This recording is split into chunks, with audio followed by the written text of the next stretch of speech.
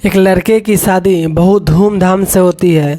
जब वह शादी की रात यानी सुहाग रात को जब अपनी पत्नी की घूंघट को उठाता है तो वह देखकर बहुत खुश हो जाता है, क्योंकि उसकी पत्नी बहुत ही खूबसूरत होती है और अपनी पत्नी की तारीफ़ करते हुए बोलता है कि तुम वाकई में बहुत खूबसूरत हो, जितना मैं सोच रखा था उससे कहीं ज़्यादा। तब उसकी पत्नी रोने लगती है और यह देखकर वो लड़का बोलता है, तुम रो क्यों रही हो? तुम्हें क्या चीज़ की दिक्कत है? तुम्हें जितना हो सके उतना खुशियाँ मैं दूंगा, दुनिया का हर चीज़ तुम्हारे सामने ला कर रख दूंगा। बताओ तुम्हें क्या दिक्कत है, क्यों रो रही हो?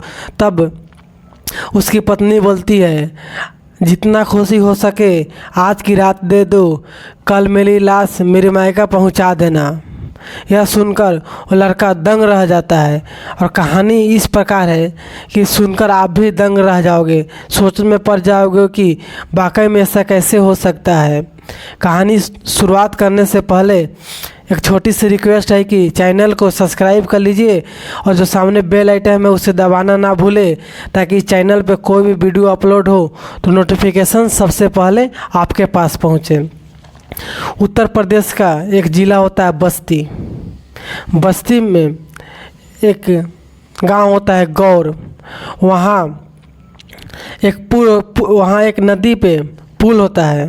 वो नदी का कुबानो नाम रहता है और कुबानो नदी पर पुल इतना खूबसूरत होता है कि वहाँ से गुजरने वाले लोग वहाँ रुककर अपने फ़ोन से सेल्फी लेते हैं और वहाँ पे अक्सर मलाह मछली पकड़ने का काम करते हैं।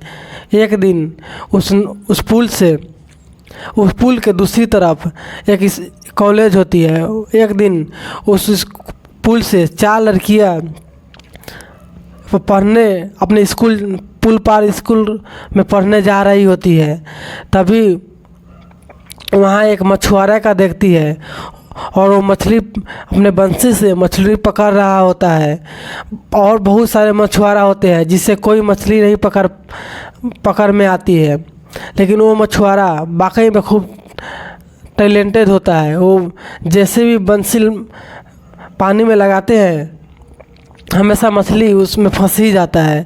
यह देखकर एक लड़की होती है सीमा, जो उसके पास पहुंचती है और बोलती है, क्या मुझे भी मछली पकड़ना सिखा दोगे?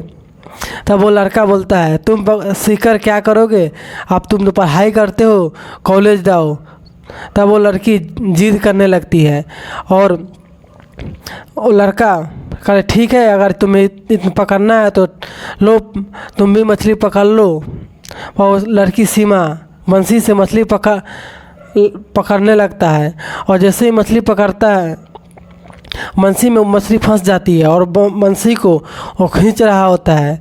तब वो लड़का बोलता है कि वो लड़का का नाम सीमा निषाद रहता है, सोनू निषाद, कि मछली भारी है, अजीत मैं हेल्प कर देता हूँ।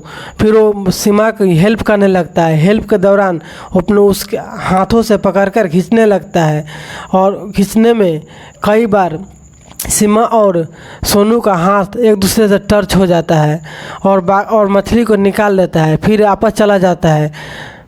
फिर दूसरी दिन जब वो लड़की अपने 4 सहेलियों के साथ दोबारा कॉलेज जा रही होती है, फिर वो लड़का सोनू वहीं पे मिलता है। फिर दूसरी बार बोलता है कि मुझे मछली पकड़ने में बहुत मज़ा आता है, क्या मुझे आज भी मछली पकड़ने का मौका दोगे? फिर वो सोनू मान जाता है और सीमा को बंसी दे देता है। फिर मछली खींचने के दौरान सीमा और सोनू का कितने बार शरीर और हाथ को टच होता है और सीमा बहुत खुश होती है। मछली निकालने के बाद जब जा रहा होता है तब सोनू बोलता है, आप खुश हो ना? तभी उसकी सहेली बोलता है कि जब इतना ही शौक़ है तो मछली को भून कर खिला दो, इतना क्या? जब वो लड़कियाँ चली जाती है, जब वो ऊपर से स्कूल से 3 बजे लौटता है, तब तक वो सोनू मछली को भून कर रखा रहता है। जैसे ही वो आती है उसके सामने परोस देता है कि लो, तुम लोग बोला था खाने के लिए, तो तुम्हारे लिए तैयार करके रखा हूँ। यह देखकर लड़की हंसने लगती है और बोलती है कि मैं मज़े ले रहा था। तो बोलता कोई नहीं, ये तुम्हारे लिए है, खाओ। फिर साथ में 4 लड़कियाँ और सोनू मछली को, भुना हुआ मछली को खाते हैं। फिर चला जाता है। इस दौरान लड़कियाँ सीमा को मज़े लेने लगती है, बोलती है कि क्या बात है उस लड़के से जो हमेशा मछली की तुम्हारे लिए इतना कर रहे हैं, मज़े में कह दिए कि भून के खिला दो, तुम्हारे लिए भून कर रखे हैं। फिर वो सीमा हंसने लगती है और दूसरी दिन यही होता है।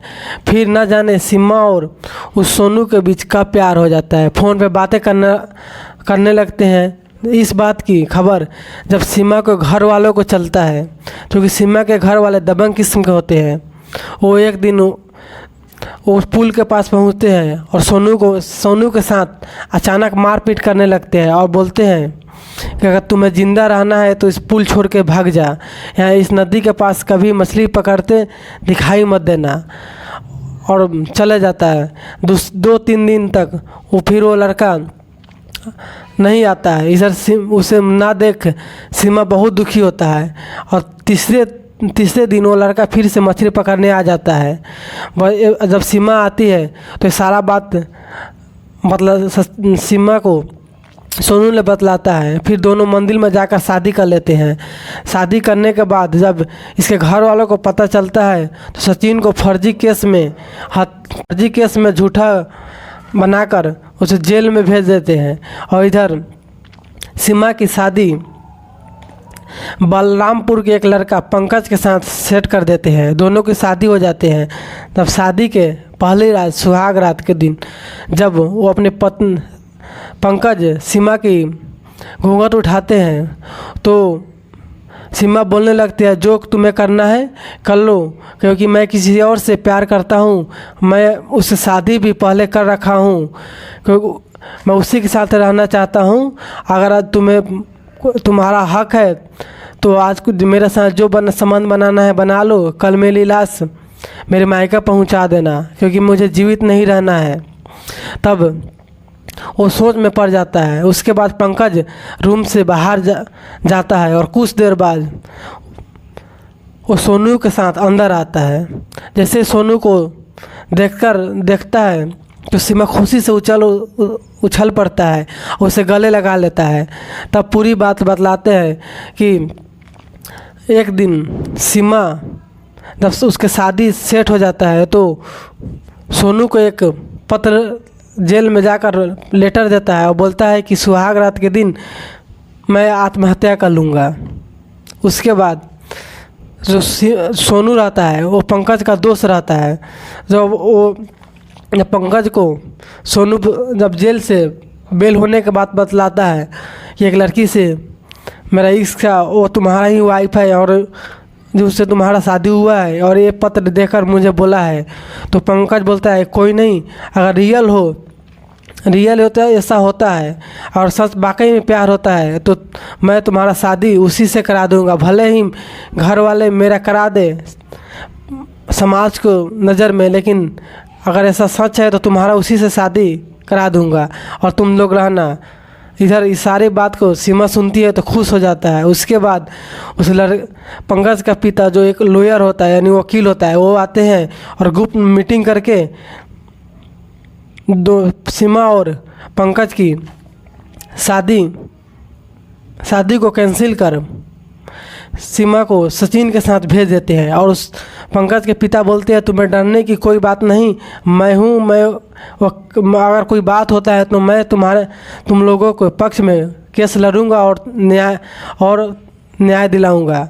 और उसके बाद दोनों पंकज और उसके पिता धूमधाम से सीमा और सोनू को विदाई करते हैं और दोनों को साथ भेज देते हैं। मेरा ये पूरी कहानी सुनाने का मकसद किसी का दिल दुखाना और परेशान करना नहीं है, बल्कि समाज में हो रहे जो सच्चाई है वो दिखाना है। प्यार में ऐसा भी होता है जो दोस्त का हो जाए, जिसके साथ जीने मरने की जो विधि है, जो वर्मा जी लकीर है वो लिखे होते हैं, वो किसी भी हालत में घूम फिर कर साथ मिल ही जाती है। बाकी आपको ये कहानी कैसे लगा कमेंट करके ज़रूर बताएं।